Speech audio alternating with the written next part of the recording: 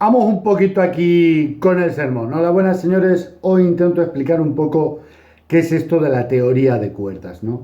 Pero antes quiero trasladarme un poco a qué es lo que pasa en la sociedad actual, ¿no? Yo sé que mucha gente no cree en la peña o en las personas que creen o piensan en el rollo del chakra, del yin y el yang, las malas vibraciones, las buenas vibraciones. Hay gente en el mundo occidental, aquí en España al menos, que eso, creemos que los que creen en eso son menos que subnormales, al menos son subnormales. Esa es la sensación que tenemos, ¿no? Yo al menos lo veo así. Todo el mundo dice, ese es un vendemotos, ese es un sinvergüenza que cuenta cosas de las chakras, de los chakras, del yin y del yang para sacar los dineros. En definitiva, en resumen, vemos como que creer en eso, en el horóscopo, en las malas vibraciones del universo, en las buenas vibraciones del universo, poco más nos parece ciencia ficción, como que no creemos o no vemos creíble que existan cosas que puedan traspasar la ciencia, porque tenemos el convencimiento, yo no, yo creo en las malas y las buenas vibraciones, pero en realidad la mayoría de gente aquí en el mundo occidental, en España, cree que o piensa que todo se debe de demostrar científicamente. Bueno, pues vamos un poquito a la mecánica cuántica, que es una ciencia que estudia muchísimas cosas, que yo no las sé, esas muchísimas cosas, pero hay una parte que sí sé y que sí estudia la mecánica cuántica, ¿no? La mecánica cuántica intenta un poco ver cómo funcionan los movimientos y los no movimientos de lo que forman las moléculas, que las moléculas están formadas por átomos.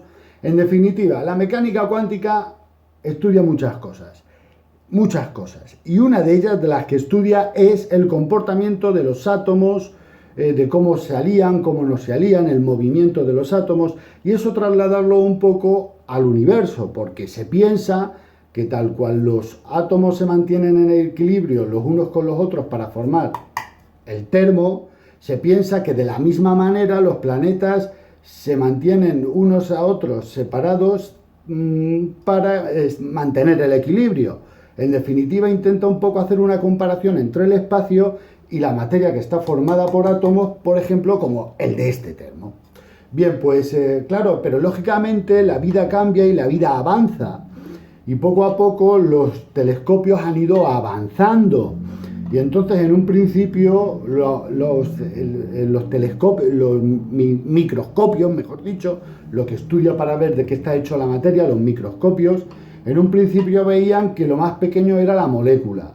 Y luego, conforme los microscopios iban avanzando o teniendo más aumento, vieron que las moléculas estaban hechas de átomos. Y vieron que los átomos estaban hechos de electrones.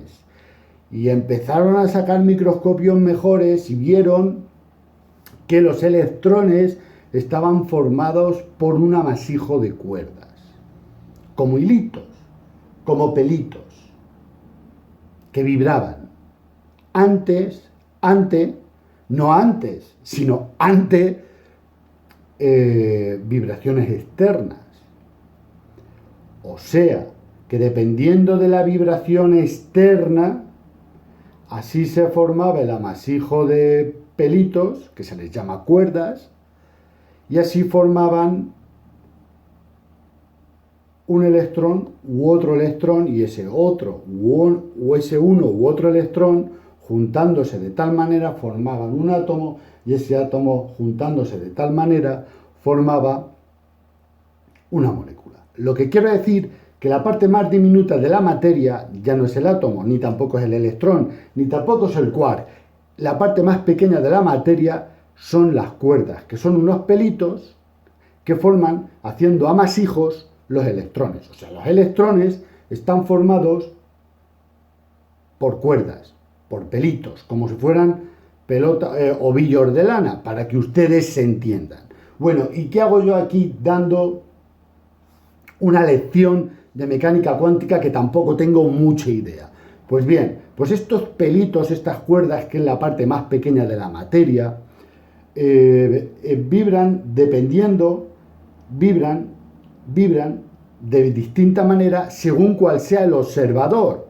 O sea, si yo miro un pelito de esos, vibrará de una forma, y si lo ve mi vecino Juan, vibrará de otra forma, siendo el mismo pelito.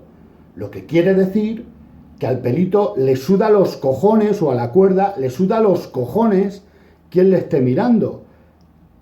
Le da igual. Lo que cambia entre yo, que la miro, o Juan, que la mira a través del microscopio, depende de las vibraciones que yo emito o de las vibraciones que emite Juan.